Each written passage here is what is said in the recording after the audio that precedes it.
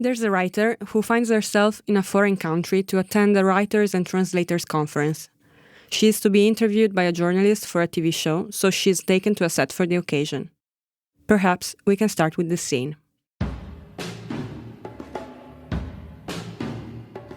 The technicians were asking us to talk, she said to me, so that they could adjust the sound levels and work out what the problem was.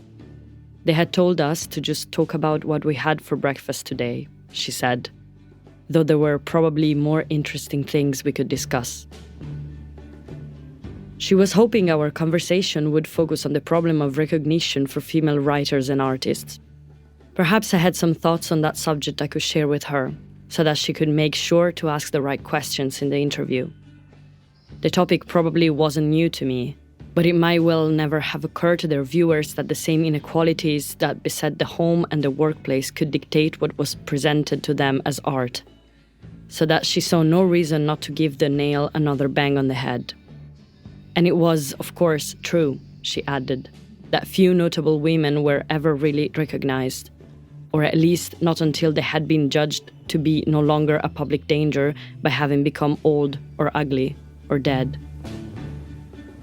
The artist Louise Bourgeois, for example, was suddenly all the rage in her last years and finally allowed to come out of the closet and be seen, when her male counterparts had been on the public stage all along, entertaining people with their grandiose and self-destructive behavior. Yet if one looked at the work of Louise Bourgeois, one saw that it concerned the private history of the female body, its oppression and exploitation and transmogrification, its terrible malleability as a form, and its capacity to create other forms. It was tempting to consider, she said, that Bourgeois' talent relied on the anonymity of her experiences. In other words, that had she been recognized as a younger artist, she might not have had cause to dwell on the ignominious mysteries of her life as a woman, and instead would have been partying and posing for the front covers of magazines along with the rest of them. There are a number of works, she said, executed when Bourgeois was the mother of small children, in which she portrays herself as a spider. And what is interesting about these works is not just what they convey about the condition of motherhood, in distinct contrast, she said, to the perennial male vision of the ecstatically fulfilled Madonna, but also the fact that they appear to be children's drawing, drawn in a child's hand. It's hard to think, she said, of a better example of female invisibility than these drawings, in which the artist herself has disappeared and exists only as the benign monster of her child's perception.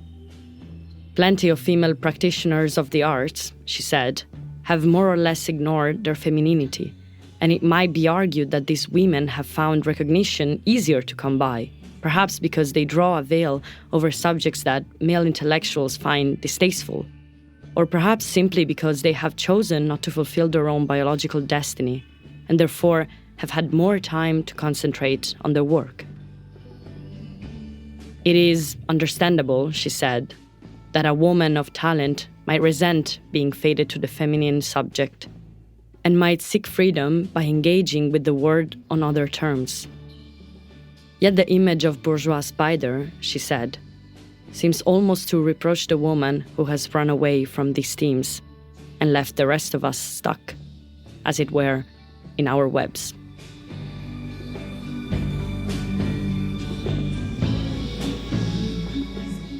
This was an excerpt from Rachel Cusk's Kudos.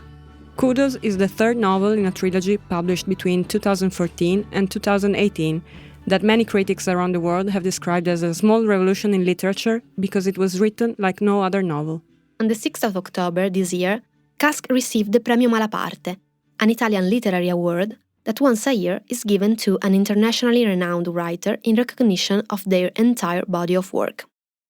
The winner is invited to spend a week in Capri because the purpose of this prize is to maintain a link between the literary world and the island, which in the past was often visited by many different writers, including Curzio Malaparte, hence the name of the prize. The Malaparte has, as its sole sponsor, Ferrarelle Società Benefit, which also invited us to the awards ceremony that took place precisely in Capri. There, Giulia and I were able to ask Rachel Cusk some questions. I'm Giulia Pilotti, and this is a special episode of Comodino, a podcast produced by Italian news website Il Post. Comodino usually comes out on the 15th of every month, but not this time, because it is indeed a special episode recorded in conversation with British author Rachel Cusk. And I'm Ludovica Lugli.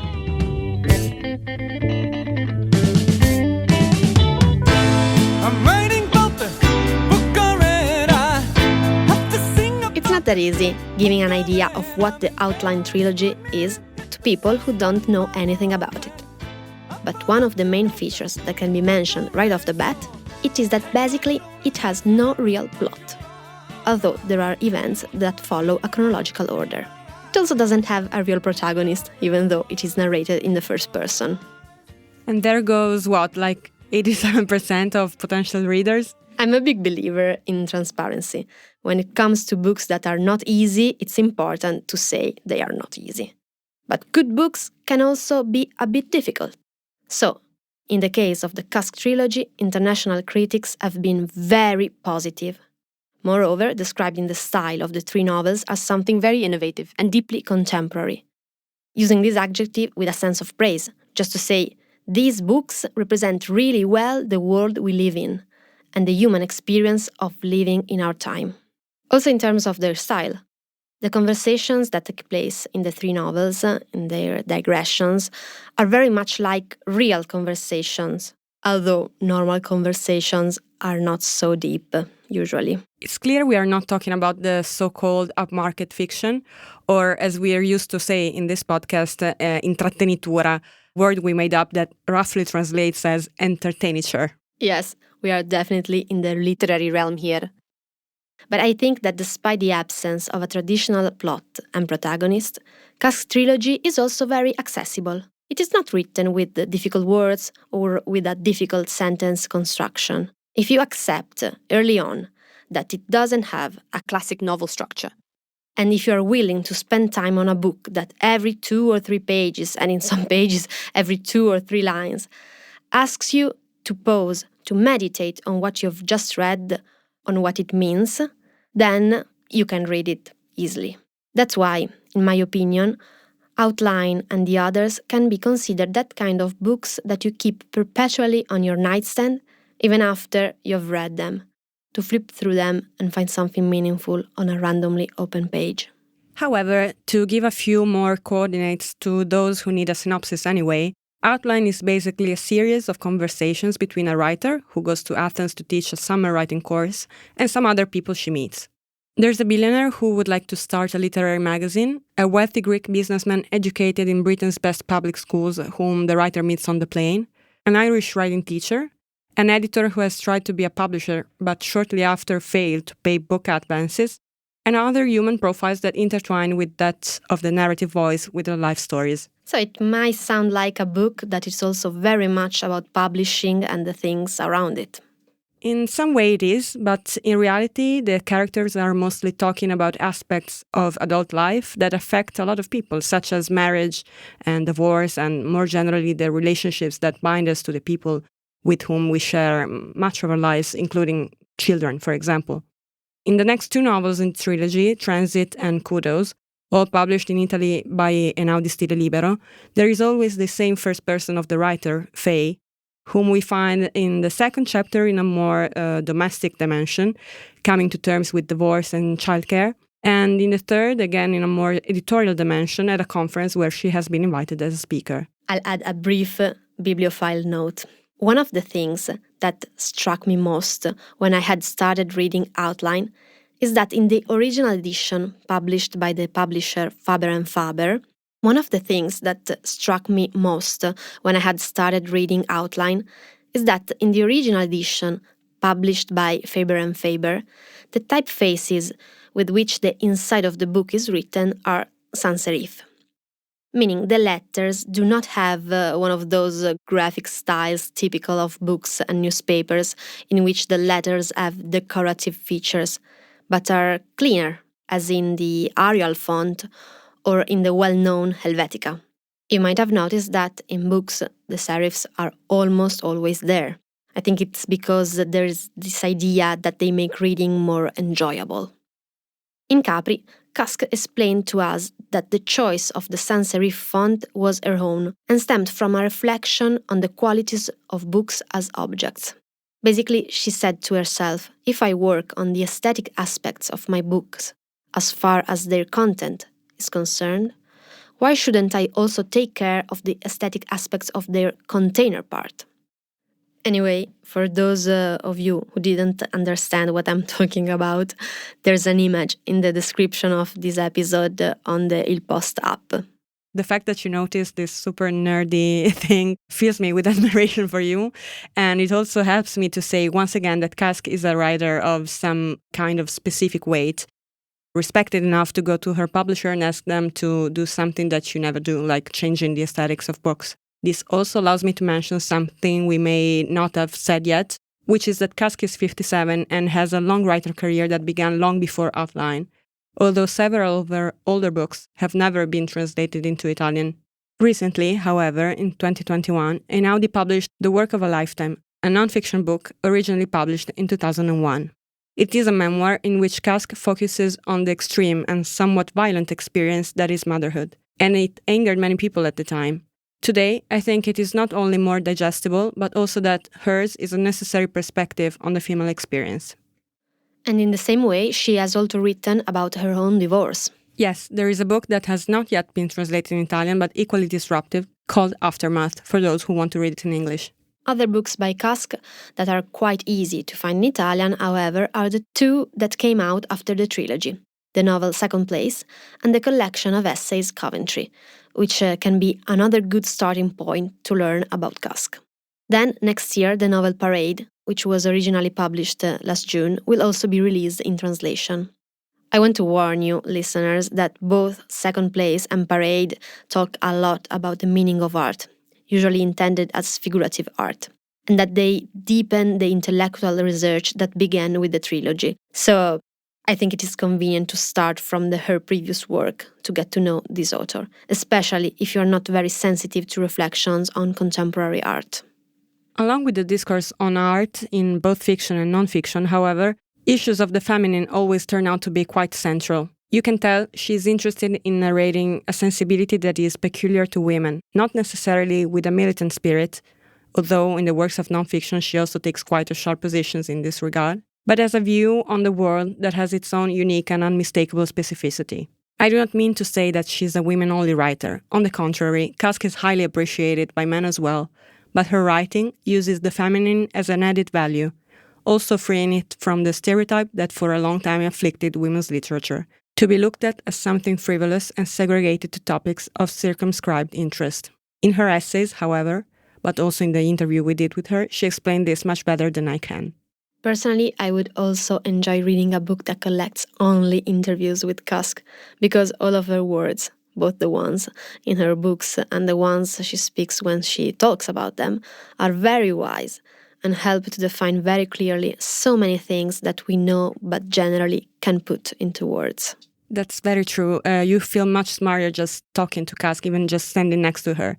She has this way of getting to the bottom of things, of avoiding any triviality, which is just mesmerizing. So we hope that the conversation we had with her will be interesting both for those who have already read her books, but also for those who don't know them yet. This is the original recording of the conversation, but there is also a dubbed version of this episode, where Cusk's answers to our questions have been translated into Italian and dubbed by Valentina Lovato of Il Post. If you prefer to listen to this in Italian, you can find the link to the dubbed version in the description of this episode, along with some references about Cusk's books. So, the Outline trilogy has been described by international critics as a kind of revolution in contemporary fiction, and as readers, we came to know you through these novels. However, in your work as a writer, these books came after many others. 7 more traditionally structured novels, of which only 2 have been translated into Italian, and 3 memoirs, with only 1 currently translated. How did you come through these works, your previous works, to devise the peculiar form of the trilogy, to create a narrator at once present and absent, and a narrative in which, as you said in an interview, characters do not exist? So I published my first novel when I was 25, and I guess I wrote the trilogy when I was in my mid-40s, so 20 years later. So writing has been a response to living, and the trajectory from a more classical beginning reflects my first attitudes to literature as something that I didn't necessarily belong in or feel entitled to belong in as a creator. I think my idea was sort of literary canon that I was contributing in a in a sort of lowly way, and it was only really through living as myself that I began to feel a great constriction and a great separation, I suppose, between lived experience and what the novel, as I understood it, would permit. And especially as I understood it in its whole tradition, which was really where I began. And I think the first sort of explosions of that feeling of constriction and discomfort were into the memoir form. And these were violent female experiences, I guess. I mean, an ordinary kind of violence that is ordinary female experience, motherhood and then marriage and divorce. And it felt like those things couldn't go into a novel, so I had to find some other place to put them. And I think that the tension and creative dissatisfaction that generated really was a sort of transformational ordeal for me, possibly because I had been writing for so long and believed in it so much. And the effort to think of a form that could contain what I wanted it to contain, that could contain my experience and a lot of other people's in a different way, led me to come up with a new way. So, staying on the trilogy, did you know from the start that Outline was going to be a trilogy? And do you usually know where your books are going to go, how they're going to end when you start writing? And I imagine also your approach to fiction and nonfiction is different as a writer, or maybe not. So I'm asking you. So usually I sort of think that it's polite to know everything about a book before you start writing it. And one of the things I dislike in literature is the feeling that the writer had worked out the first chapter and after that they were just making it up as they went along. And I've always kind of violently rejected that pose of imagination and of characters leading you in particular directions. And I've always wanted to know exactly what was going to happen in my books and to have decided and planned it. With the trilogy, I think because it was such an experiment, I could only see a little bit ahead of me, and I could see to the end of that book.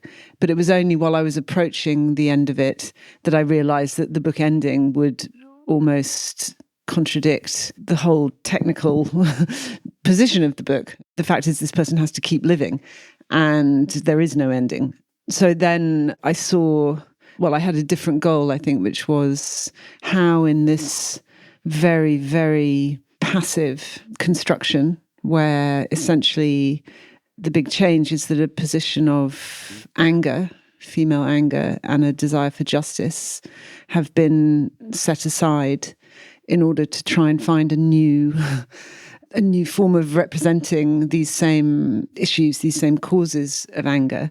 You know, that was a very hard thing for me to do. My position before that had been, again, a fairly classical one of sort of battling for particular truths to be told. And so this idea of not telling, of allowing others to see in their own time, to come to their own conclusions, simply because of what was being reflected in the novel. It was hard for me to believe that would work. But I did think that, anger did remain my goal. And I thought this form can contain anger when it can actually arrive finally by this very circuitous route at anger. I'll be done. I'll be finished. And that was indeed the end of Kudos, with the fairly horrible scene of a man urinating into the sea that the female narrator is swimming in. That seemed to me an image of anger, or an arrival point at anger. This is very true to life. I mean, all these books are very true to life also because of this, I believe. Our next question. Your latest book published in Italy is the essay collection Coventry. When it was released, Einaudi, the publisher, shared a quote from the essay Shakespeare's Sisters about women's writing, which sparked a small online debate. Could you explain what do you mean by women's writing and how you have expressed it, if you think you have done it, in your more recent books?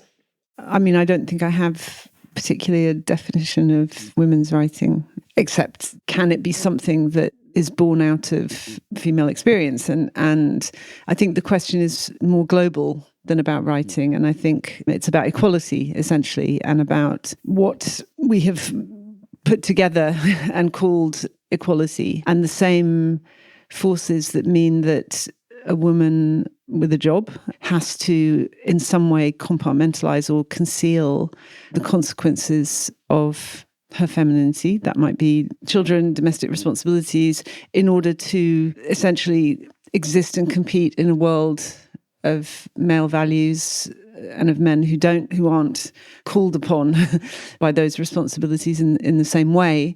You can say that woman is free, that she's been given this job, and but in fact, it's a funny kind of freedom.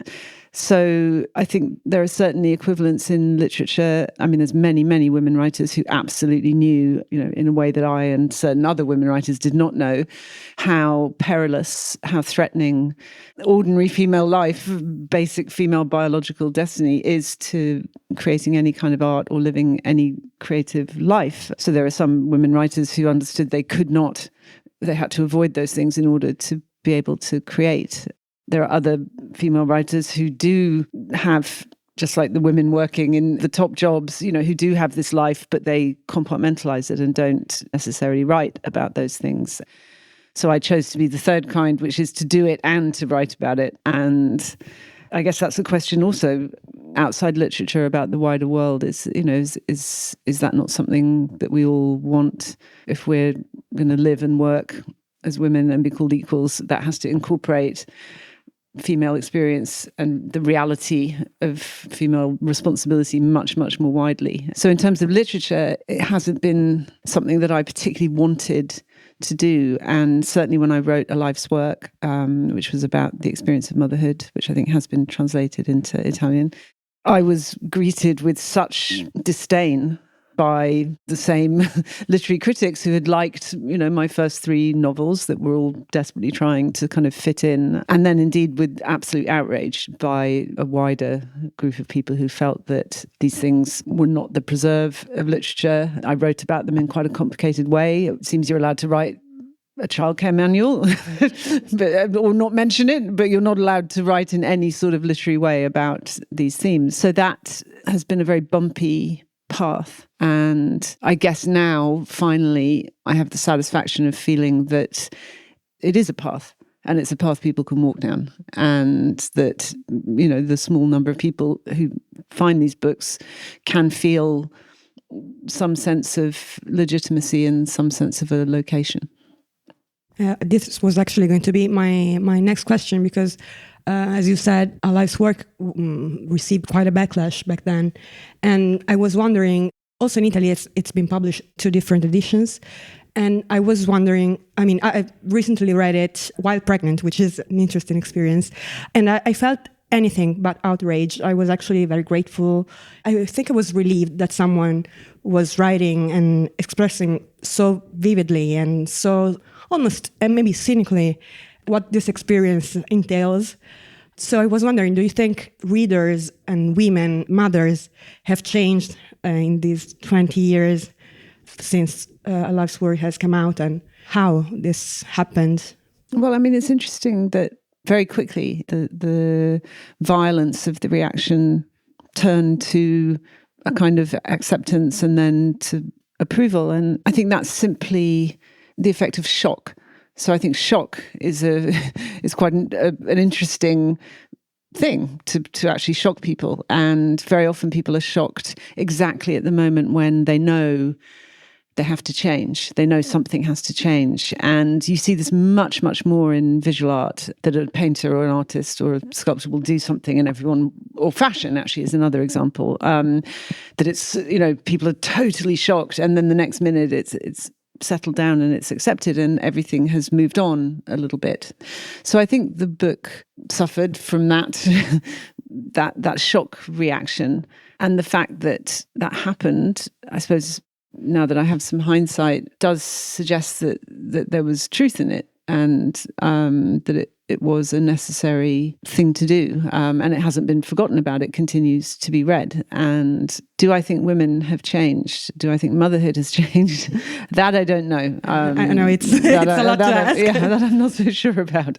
But it certainly seems that more can be expressed about it. And I'm sure that for every person who feels that they're able to express that they find it hard, there's another person who's still expressing how great it is. So, I think the volume has been turned up maybe as well. And I don't know if this is too personal, you can just not answer, but I was wondering if your children that are now 20-something women have read it, and how do they feel about it? They certainly have not read it. And therefore I don't know how they feel about it. But they do not read my work. And I think that's the price I have to pay. I still have to be their mother, so I can't have both, probably. Well, maybe one time this will change. I don't know. Exactly. And we know one experience that will change it. So. As Italian readers, the fact that the final essay in Coventry is dedicated to Natalia Ginzburg struck a chord with us. It seems that Ginzburg represents an example of women writing for you. And reading the essay while recalling at the same time Family Lexicon and other works by Ginzburg, we thought that there is something in her writing that resonates in the outline trilogy. Has she indeed been an influence on your work? And which other writers from the past have served as a model for you, if so?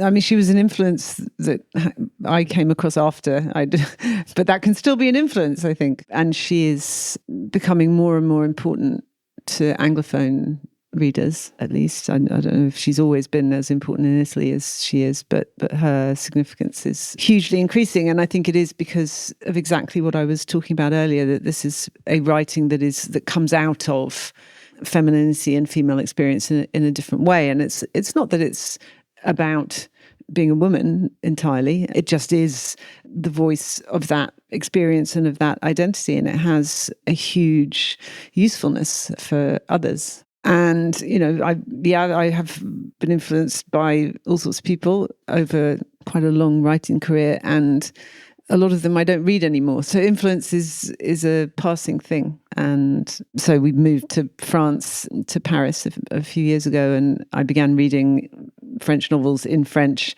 And it's been interesting to see that influence has massively moved my work in a particular direction. So I think that's an ever-changing thing.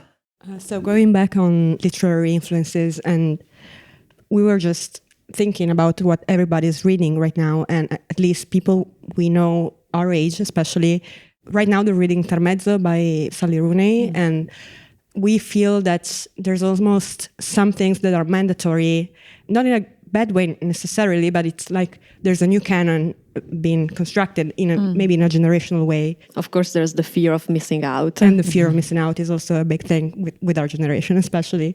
So we were wondering if you feel like you're inside this canon of contemporary writers, and what's your relationship with contemporary writing? If you have an influence, if you feel like an influence, but if you enjoy reading contemporary authors as much as other from the past. Well, that's kind of two questions, and one is the creation of this canon for a new generation of readers. And I think that is absolutely essential. And, you see it happens to me all the time that journalists of a particular age will bemoan the fact that young people don't read anymore, and that the only people who read books like mine are old people. And I know for sure that is absolutely not true, and that literature has become a dynamic field again, and that not only that, the reasons why people are reading, young people, and what they get out of reading seem vastly more substantial. My theory is that for older generations of readers, there was a desire for escape from the self and for great big long stories that gripping and with full of characters and the design, the reason for that was to make time pass and to escape from your own life. And for me, those are very, very problematic things. They're problematic things about books and about reading. And what is, I suppose, gratifying for me to see is that younger readers they do not want that. They want different reflections of existence, a degree of things being difficult, just difficult, and also to be able to discover things themselves. And what my question, I suppose, about this canon is that, for me, part of what is going on with young people is they're saying, no, I'm not going to read the things you say. I have to, the popular things that you say I have to read because there's a in English we say middle brow. There's a middle brow problem with literature where essentially, a publisher will say, I've heard publishers say this countless times, you'll catch them saying it, that a book is a brilliant book. And the reason for that is that it has sold a lot of copies. So capitalism is, doing its best. A necessary book. Yeah, yes. Capitalism's doing its best there. And I think what young people are doing, what social media allows them to do is find different pathways to different texts and to share them with each other and to have very individual responses to that. And for me, that is, I breathe a huge sigh of relief that the individual reader wanting an individual book has come back again. Thank you. And one last question. Our podcast is called Comodino, which means nightstand, as in the place that holds the books that we are reading or we want to read. So we have to ask you. What's on mine? Yes, exactly. Actually, I only just got one. You just got one, the first nightstand. A nightstand. We bought it 3 weeks ago. I'm so happy. Anyway, on it is... But is this the first of your life? I haven't had one for a while. Anyway, before. The floor around my bed was a zone of a sort of ocean of books. So, as I said earlier, I'm essentially kind of condemned to read French literature for the rest of my life so that I can catch up and know enough about the place where I live. And just now I read a book called Triste Tigre, Sad Tiger by Neige Sino. It was published in Italy as well. Right, a totally fantastic book by I don't know how young she is, but she's young enough woman who has completely restored my faith in that particular role for writing, which is to say something happened to me. And that kind of writing has been very much in danger because it's been sort of overdone and misused. And she absolutely brings the aesthetic centre back into that genre. So that was a very, very impressive book. And then some of my French favourites, Marguerite Duras is on my nightstand. Romain Gary, who I cannot resist and can't cure myself of, is on my nightstand. And another very, very interesting book that I just found by a Danish writer called Solveig Ball, which is a strange 7-volume, but it's the very, very thin reflection of Karl Ove Knausgaard. So his, I think, 7 volumes, am I right? Or is it 8 volumes? But anyway, his enormous, great big volumes. So she has written these tiny, tiny, thin volumes about a single day repeating itself over and over again in the life of this woman. And so it's a sort of almost an anti-autofiction text that is incredibly interesting. And again, makes you think that writing is really exciting. The fact you're reading so much in French, do you think is influencing your way? I mean, that you're reading so much in French, that it influenced the way you write? And are you ever not writing? Yeah, it has changed the way I write. It's improved my English a lot. Oh, really? Really? Yes, because it's made me see almost like what a dirty sentence is.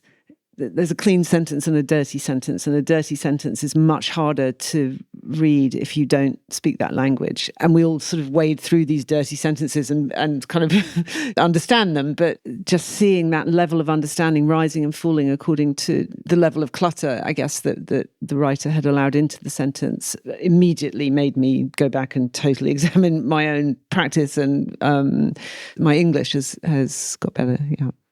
I believe that this was present also in the outline. I think you've said it in other interviews that since many characters in the outline trilogy are not native English speaker, something is different in these That's books. right. As a not native English speaker, I found this really interesting. Yeah, I mean, So I taught writing for a while at an English university, and we had a lot of foreign students who would come, and some of them had a fairly insecure command of English. And so at the beginning of the writing course, the English speakers were worried that they were, they had these people in their class who didn't speak very good English, and that was going to affect their learning experience. And then the writing came in and all of the English people were like, how do you write like that? Because it was so much simpler and cleaner and sparser and more beautiful. And so there was this very, very interesting discovery that everybody made, that actually having this total saturation in a language actually, in a sense, loosens your control of it and dulls your sense of what it's actually looking like to others. So the decision in outline, which then became almost a sort of mantra for me, which is, I'm going to try and write in English as though it's not my first language, and have people speaking in that way, and felt incredibly liberating. So do you believe that it exists an international literature nowadays because of the world we live in? It's a complicated scene because there are beauties to languages. The novel that exists is partly the result of its language and of the way that language teaches you to perceive, and so many other things. And there also need to be translators, and that is an art that once you lose it, I think it'd probably be quite hard to get it back again. So I'm interested in how, because I would like there to be that feeling of internationalism, and of, especially as it seems, become less and less allowed to travel around freely and move freely across borders. It's more important. And I guess that's how the world used to be. People didn't move around, and books told them a lot about other places and other ways of thinking. And so I'd like that to remain the case, but without losing the good translators in the middle of it. Before we say goodbye, we also want to share a little extra from the interview. Cusk asked us what the commentary quote was that had sparked heated reactions online. We explained to her that it was actually a quote by Virginia Woolf that she quoted in the book. The sentence was, "A woman could not have written Moby Dick or War and Peace. Only on social media it was taken completely out of context, and thus seemed to suggest something very different from both what Woolf meant and what Cusk writes about." When we told her this was Cusk's response. Well, but I think on that score, it is important what you say. You have to be careful what you say. And of course you can't say something like that. And I never would say something like that. And it's all very well to say, taken out of context.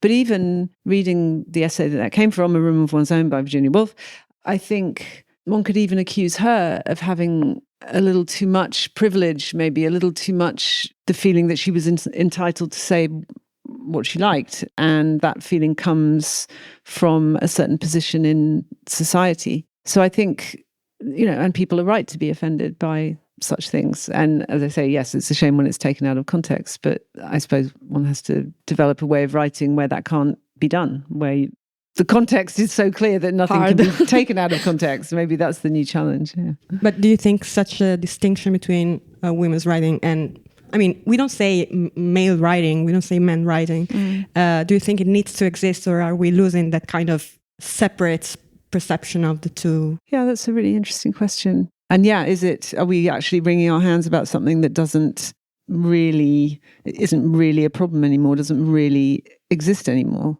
Maybe we should grant ourselves quite a long time of wringing our hands and complaining, even if things have changed. I don't know. I still think that it's more a question of authority.